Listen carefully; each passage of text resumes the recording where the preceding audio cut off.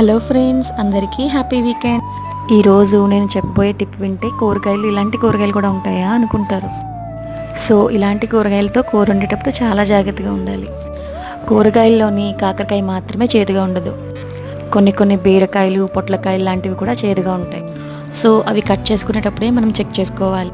అవి కట్ చేసుకునేటప్పుడు చెక్ చేసుకోకపోతే కనీసం కూర అయిపోయిన వెంటనే అయినా మనం చెక్ చేసుకుంటే ఆ కూర పక్కన పెట్టి ఇంకో కూర వండుకోవచ్చు.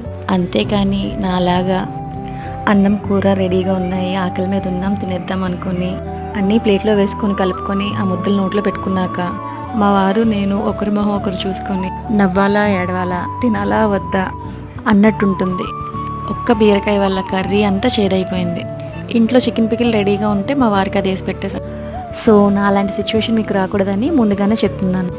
ఈ విషయం చాలా మందికి తెలియదు కదా, అలాంటి వాళ్ళకి షేర్ చేయండి. ఇలాంటి సిచ్యువేషన్ ఆల్రెడీ ఎంతమందికి ఎదురైందో